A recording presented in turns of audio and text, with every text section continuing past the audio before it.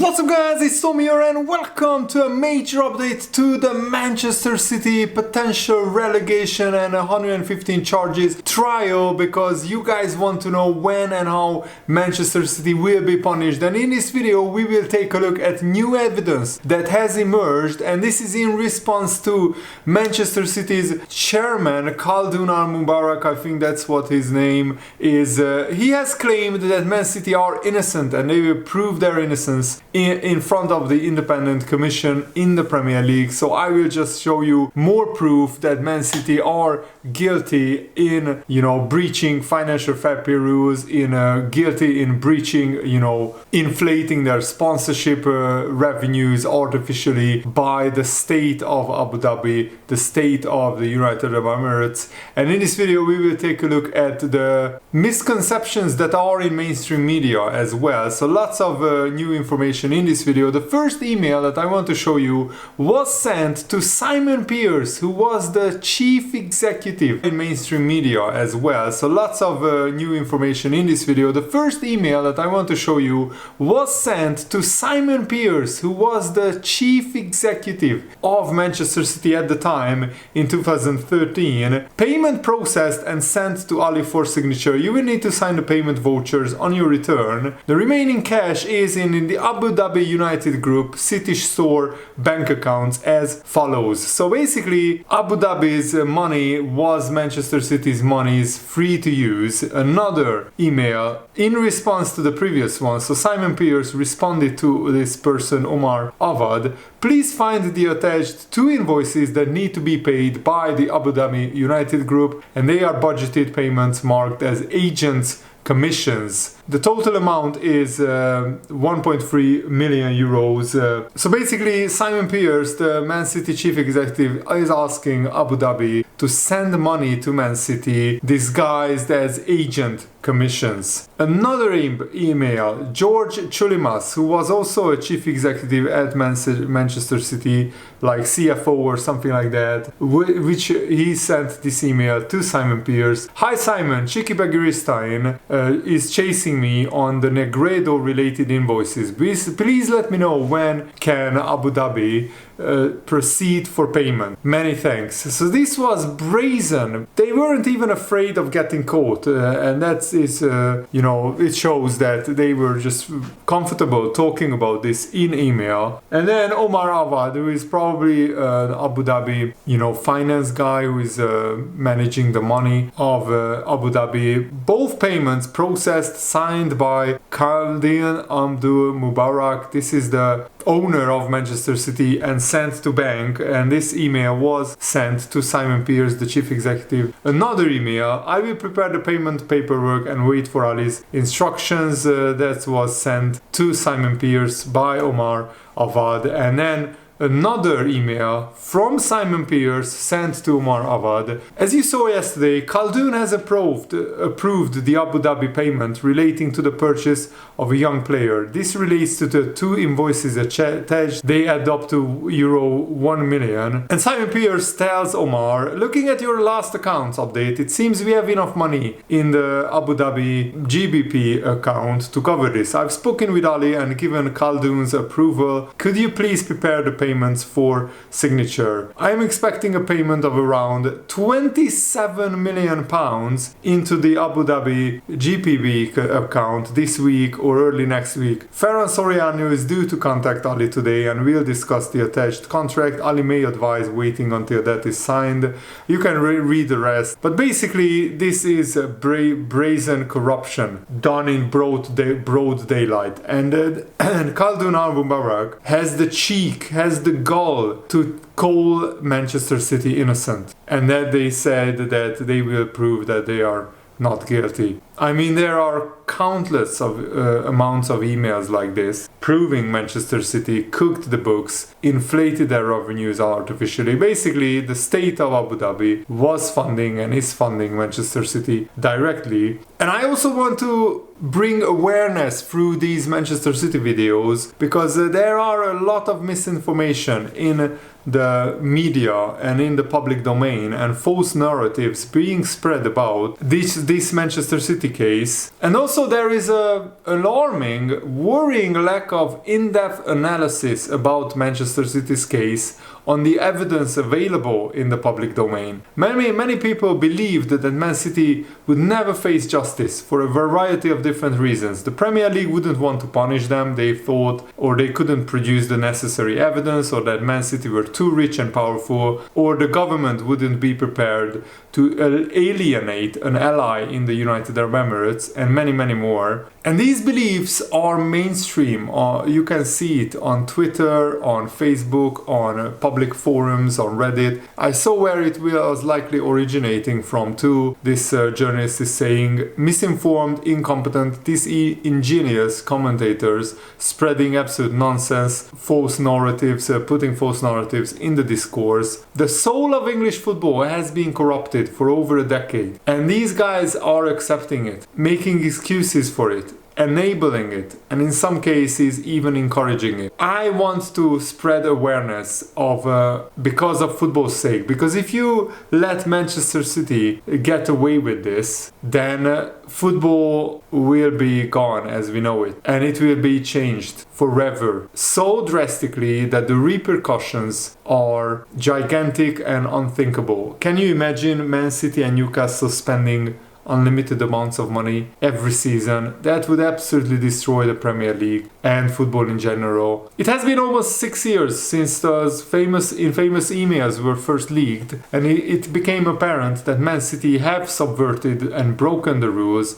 and more than 4 years since more information were leaked that absolutely confirmed it and demonstrated the massive scale of Manchester City's offense. There has been, of course, some well-intentioned journalists as well who tried to shine a spotlight on these informations, but there are so many false narratives out there. I want to give a voice to the right narrative, which is that Manchester City need to get relegated. They need to be found guilty for the good of football, for the good of the Premier League. Because this is a case of immense public interest, probably the most significant ever in sport. And so it's crucial that the public is well informed. That's why I'm making this video as well. So there is a false narrative that the Man City legal team are too good and they will get Man City off or tie it up in the courts forever. The Premier League legal team have actually beaten Manchester City's team several times already. That's the counter argument to the first argument. Man City sought to block the investigation, even denying the Premier League's right to hold arbitration against them.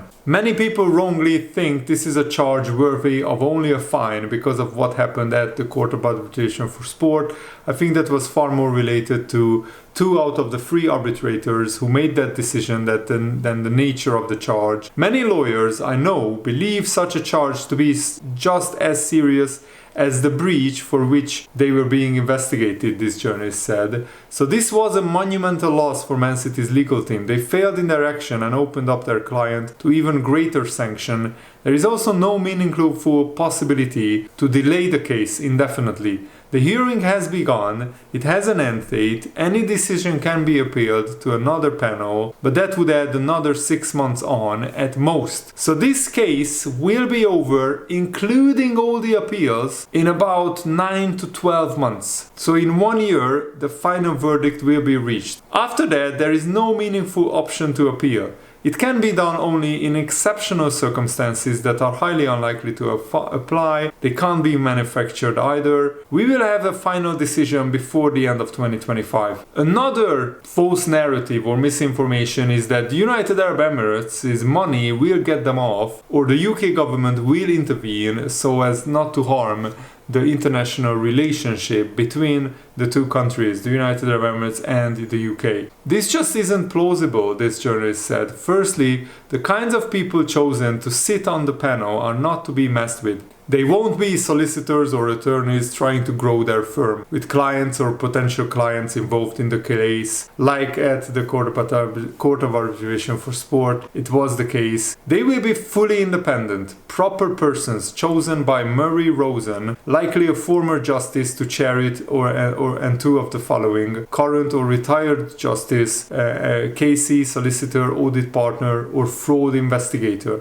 These are people who, from their profession, are used to be resilient to bribery or blackmail and reporting it when encountering it. Trying to induce them would be way too risky, especially when they might report it. You would have to succeed with 2 people out of 3 on the panel. You would have to do it twice given the possibility of appeal, and they would still have to make a decision consistent with the facts and properly explain it. It's implausible, as is the prospect of the UK government intervening for several reasons and similar reasons. Do I think the United Arab Emirates will have tried to get the UK government intervene? Yes, definitely. Do I think the UK government will interfere with the independent commission? Absolutely not. First, if the UK government had been prepared to intervene on behalf of the United Arab Emirates, it would have done so before the independent commission was commissioned, at which point it became a crime to do so. So after the independent commission is assembled and they started hearing the case, if the UK government intervened, it would be a crime to do so. And also, why would they? When people say because the United Arab Emirates is important to the UK, they are missing the bigger picture. Yes, the United Arab Emirates is important in that the UK has a trade surplus of £5 billion with the United Arab Emirates. So they export £15 billion and they import 10 billion.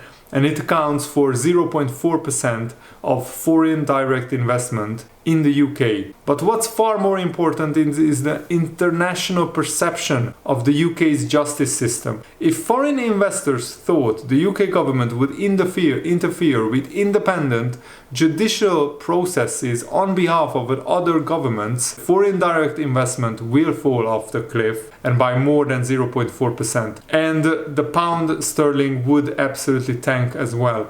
Basically, the UK economy would likely implode and go into an even bigger recession. So risk prison time and tanking the UK economy, as well as destroying your career and your political party for decades on behalf of the United Arab Emirates over a football club, that's a laughable suggestion. And it would get found out too. For one, they would have to convince 2 members at least of the 3 independent commission members to go along with their wishes. Those members would need to make and articulate a decision that would fit the evidence. And then they would have to do the same with the appeal board as well. The kinds of people who sit on the panel, serious, proper people with loads of experience in this domain, like hell is a member of parliament trying to tell them what to do. They don't have the minerals. There is literally 0 chance that the United Kingdom government tries to interfere in this Man City case. And I'm really, really happy to hear that. And I also wanted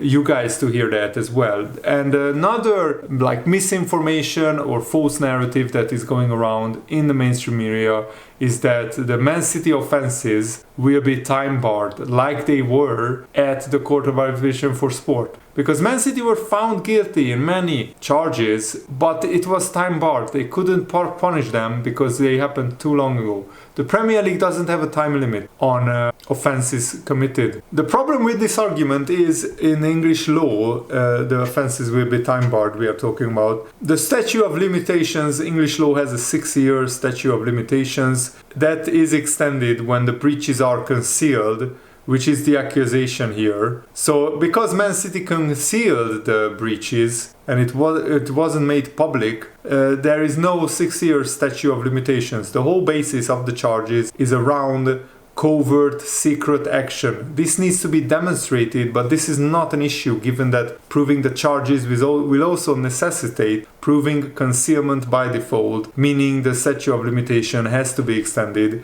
It would be extended from the moment that it was reasonably feasible for the damaged party, the Premier League, to be aware of the breach. And that's the 5th of November 2018. That's when the Premier League became aware of their rules being breached by Manchester City, when Der Spiegel released its first article. That wasn't too long ago. That's like 6 years ago. It's not feasible for the charges to be proven and for the statute of limitations not to be extended. So this false narrative is a total red herring as well. And there is a huge amount at stake. Another news outlet reports that if City win this case, or even have any success in this case, That could enable clubs like Manchester City and Newcastle to immediately gain a huge advantage in the summer transfer window through new deals which would bring in greater revenue. Other clubs could also look to bring in new sponsorship of their own, which of course is sponsored directly by their owners, like Everton, Nottingham Forest,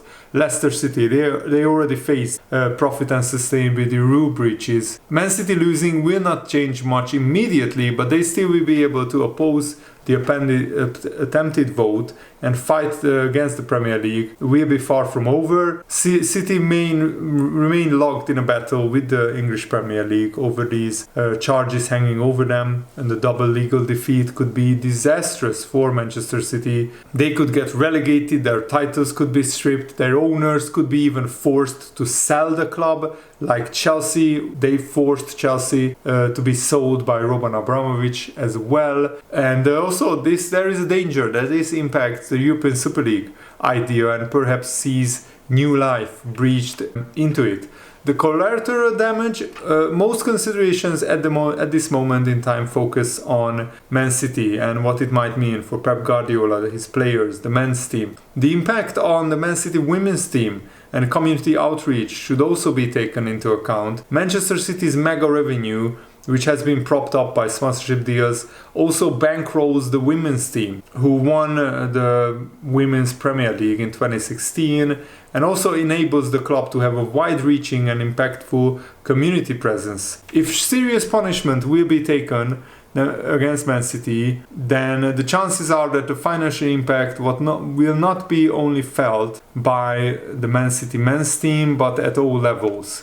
And Guardiola said in 2022 to the Man City owners, in a press conference, "If you lie to me the day after, I'm not here." So if Man City are found guilty, will Guardiola leave at that exact moment, or will he stay in defiance and manage Man City in the lower leagues? I will be honest, I would find that absolutely shocking and hilarious at the same time. Can you imagine Guardiola managing in League 2 or in League 1? No disrespect to those leagues. They are great leagues, but they are not on Guardiola's level, definitely. I think Guardiola would leave Man City. It's no coincidence that he still hasn't signed a new contract. He wants to find out what the verdict is about Manchester City's case. And that's it for today's video. I hope I covered a lot of new information for you guys. Thanks for watching. Have a nice day. See you later. Goodbye.